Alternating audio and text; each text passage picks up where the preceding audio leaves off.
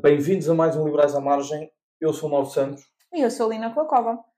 Esta semana temos a polémica dos turcos e não estamos a falar de atoalhados. A falta de coragem do PCP e do Chega nos debates das europeias.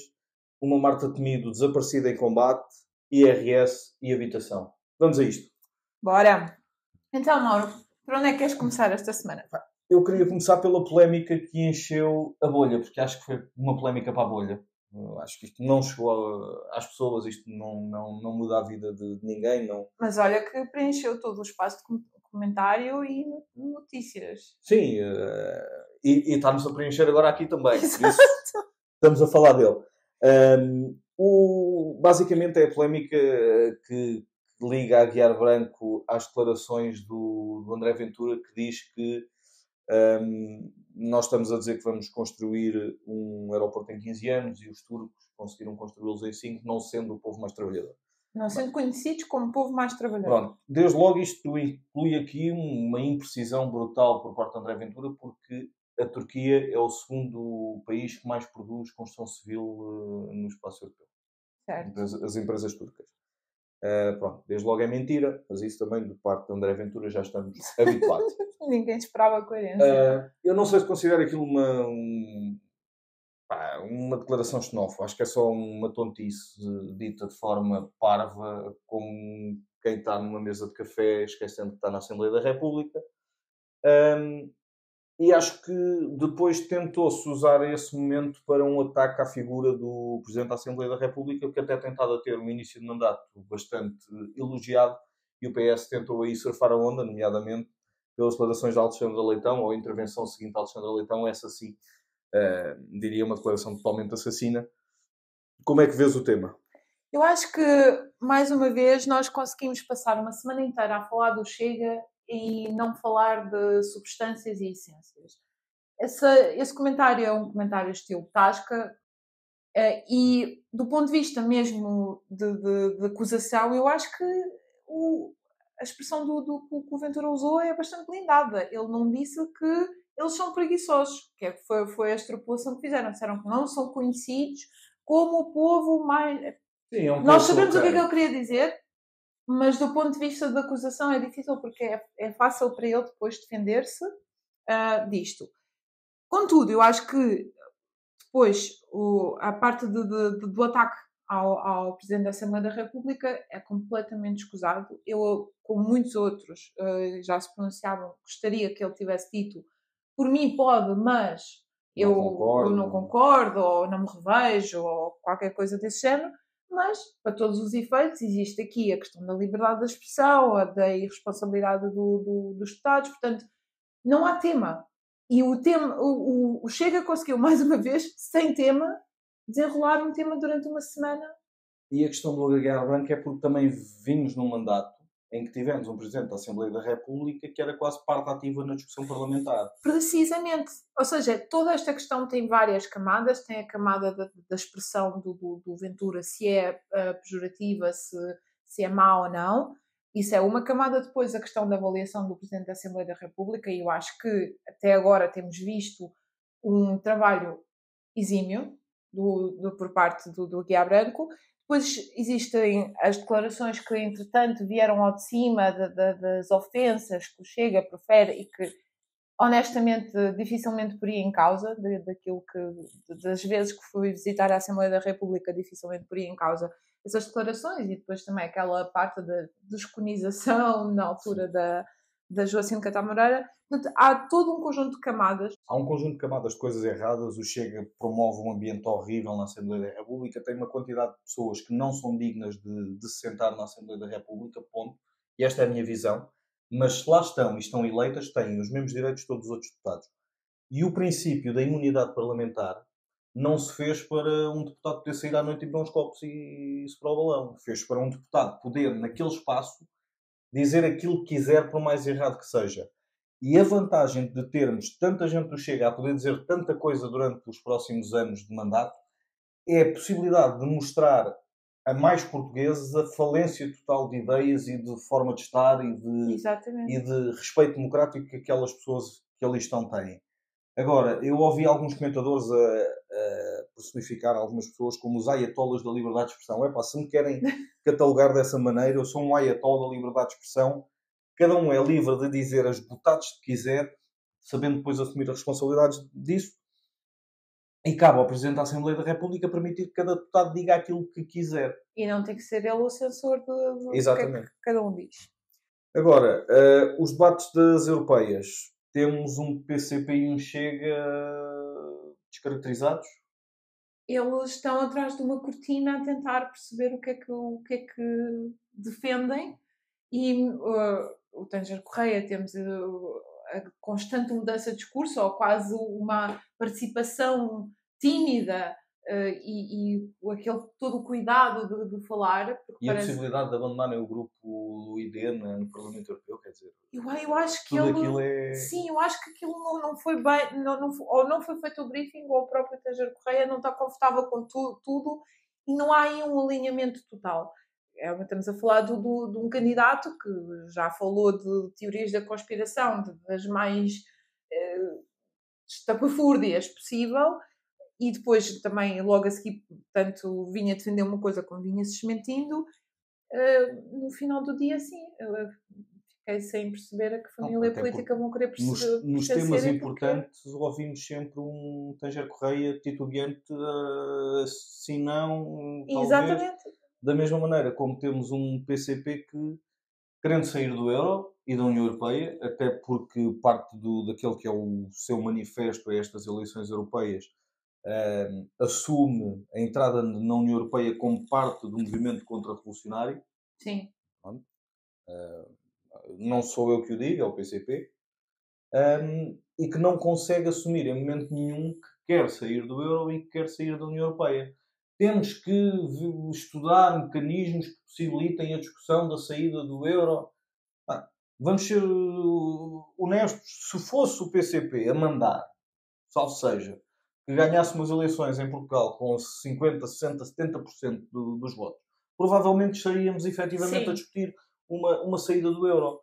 E depois, quando João Oliveira tenta justificar a saída do euro com, por exemplo, a questão das taxas de juros, o João Oliveira é mais velho que eu não sou propriamente uma pessoa muito velha, mas nem muito jovem. Pronto, eu estou aqui num limbo de quem está aí quase a entrar nos 40. Mas não é preciso pesquisar muito para perceber qual era a taxa média da Libor nos 20 anos anteriores à entrada em vigor do euro e nos 20 anos seguintes à entrada em vigor do euro. Aliás, quem é que não se lembra dos pais ou os avós dizerem que na altura é que era porque o depósito a prazo tinha taxas muito, muito superiores?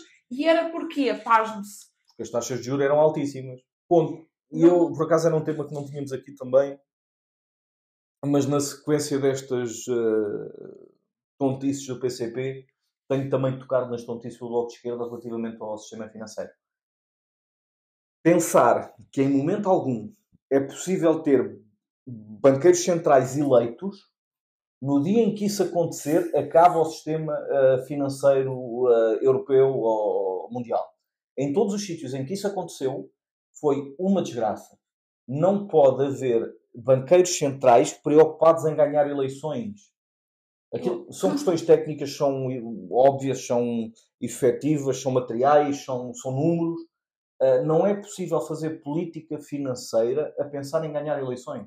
Exatamente. Eu acho que a esquerda, ao longo destas últimas 2 semanas, tornou bem claro que eles querem a possibilidade de haver algum tipo de interferência política, exatamente, em órgãos que não devem o ter.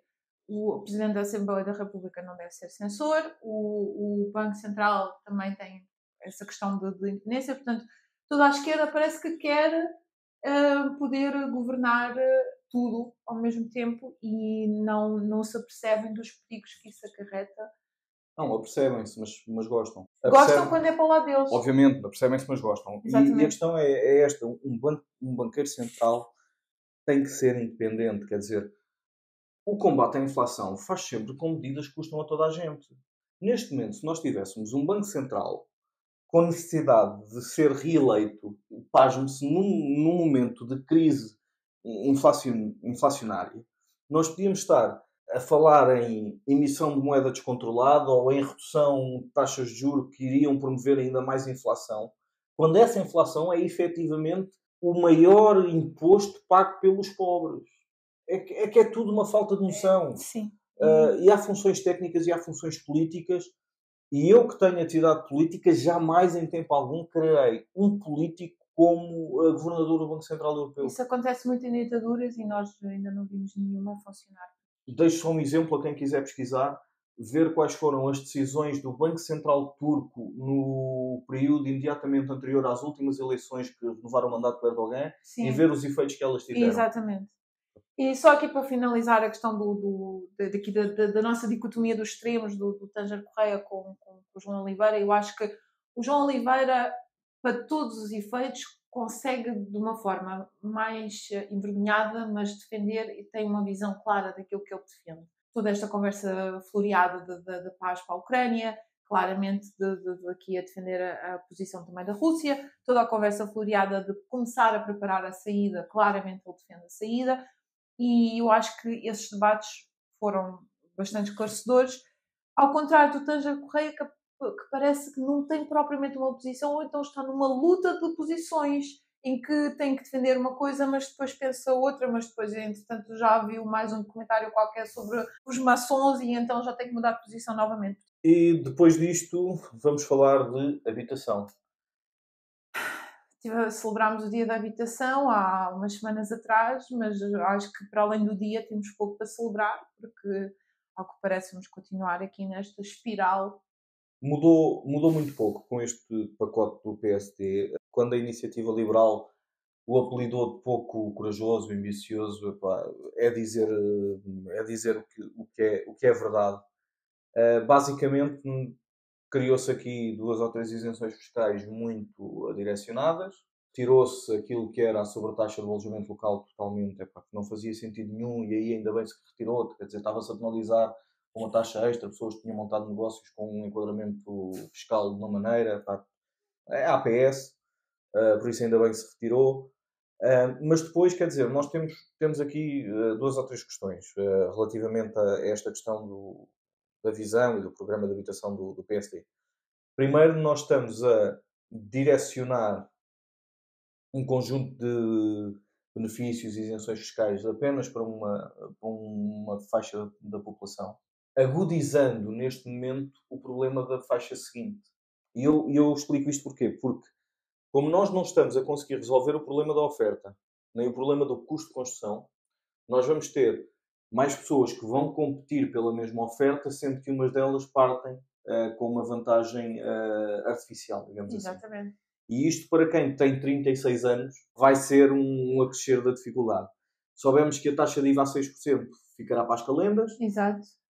E depois há um ponto que eu gostava muito de tocar relativamente à questão da habitação e que acredito que vai ter que ser resolvido e espero que os vários grupos parlamentares se sentem a falar dele. O Simplex, na forma como foi montado, não garante segurança jurídica aos promotores nem a quem financia a promoção. O que é que acontece? Neste momento temos um conjunto de entidades bancárias que não está confortável e que não pretende promover garantia creditícia para a promoção de imóveis que tenham sido licenciados pelo modelo Simplex, porque não há uma garantia jurídica férrea da aprovação desse... que se regulamente de alguma maneira como é que isso se constrói, que se fale com as câmaras, porque as câmaras também vão ter que adequar a sua regulamentação, mas que se possa não penalizar neste momento a possibilidade de colocar a oferta nova em mercado, porque é isto que o Simplex está a acontecer relativamente à promoção. Sim, então potenciaram mais uma vez a procura e continuam a dificultar a oferta, a criação da oferta. Acho que podemos ir à questão essencial desta semana. A questão essencial, o cerne da questão, o quer cerne dizer, da questão. Paulo Raimundo dele de muitas formas, e parece que o cerne da questão neste país é uma discussão em torno do IRS, que diverge de um lado e do outro 2 euros. 5 ou 7 euros, Mauro? O que é que achas mais vantajoso para o país? Tendo em conta que neste momento já nenhum deles permite pagar um Happy Meal, eu não sei até que ponto isto fará a diferença na vida de alguém. Ou seja, tirando a questão do IRS jovem, que efetivamente tem um grande impacto, efetivamente, na faixa anterior aos 35 anos, isso é vantajoso. No resto, quer dizer, temos o PS a ter uma discussão como se quem ganha 1.500 euros brutos fosse um oligarca, que estão a beneficiar os mais ricos. Sim. Temos o PSD a dizer que é preciso aliviar também as pessoas que ganham na faixa um pouco acima do salário médio, querendo aliviá-los em mais 2 euros por mês de impostos. Isto não muda nada. Nós precisamos, para além da questão das taxas, nós precisamos de uma revisão do modelo fiscal do país. E eu já cheguei a ler notícias que potenciam a possível criação de uma 10ª taxa para rendimentos acima dos 250 mil euros. Primeiro, a representatividade disso na população portuguesa deverá ser, se calhar, em torno de 1%, se calhar nem tanto. Não estou a ver onde é que isso vai promover aqui uma grande arrecadação fiscal. E, por outro lado, estamos a poder atender a afastar aqueles que, efetivamente, com esse tipo de rendimentos estão no nosso país e criam riqueza por via do consumo e das oportunidades que promovem. Em relação a este ponto, eu queria só acrescentar aqui 2 coisas, que é a primeira, vi uma notícia que falava das diferenças entre o IRS jovem e esta nova medida, e de facto toda a notícia focava-se na questão de que os jovens com mais salário seriam os mais beneficiados. E depois eu vi muita gente indignada com isso, de que os jovens que ganham acima dos 1.500 vão beneficiar muito e não pode ser, porque isso não resolve o problema. É como funcionam as percentagens. Se os nossos jovens conseguem ganhar ainda mais, ótimo! Fiquem cá a construir o país. Começar com esse ataque de nós só devemos beneficiar quem ganha aqui até aos 1.000 euros e acima de 1.000 euros. Calma lá que este jovem já está a ganhar demasiado. É uma conversa completamente ignorante de quem está, mais uma vez, a querer nivelar toda a gente por baixo, e custa-me imenso ver isso. O que ainda assim, o IRS jovem mantém alguma progressividade fiscal, desde logo por via da base de isenção. Certo. Ou seja, quem ganha até aos 7.700 euros tem uma taxa marginal de 4,42%, quem ganha dentro dos 7.700 e os 11.000 de 6%, e isto depois vai escalonando até ao limiar dos 15% acima dos 51 mil euros, e depois entra aqui no último escalão em que certo, a taxa marginal... Precisamente. Por isso, meus caros, basicamente nós estamos efetivamente a falar de uma taxa que se mantém a sua progressividade. Tal como a proposta da taxa de IRS da iniciativa liberal, esses bandidos, os liberais, a taxa é progressiva entre 0 e 15, se for a taxa única, ou entre 0 e 28. Sim, mas se for as três taxas. Há uma progressividade.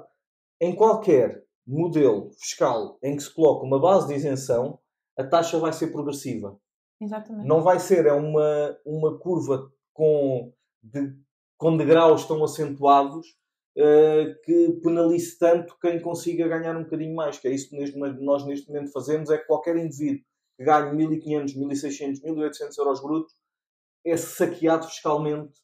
E não é só isso, nós estamos a dizer que não vale a pena lutar por mais, porque entretanto começas a entrar em mais taxas e portanto vai para um país liberal onde... E ainda perdes ali um benefíciozito do subsídio para as crianças. Sim, exatamente, perdes vários apoios.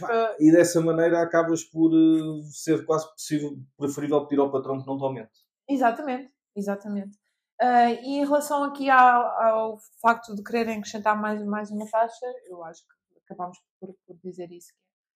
Quanto mais degraus continuarem a acrescentar, mais difícil se torna todo o sistema, e por isso as pessoas têm que começar a olhar para outros países e ver o que é que funcionou. E claramente estarem a criar ainda mais degrauzinhos pelo meio não é algo que beneficie a sociedade. Mas pronto, o governo tem feito aqui uma política de eleitoralista.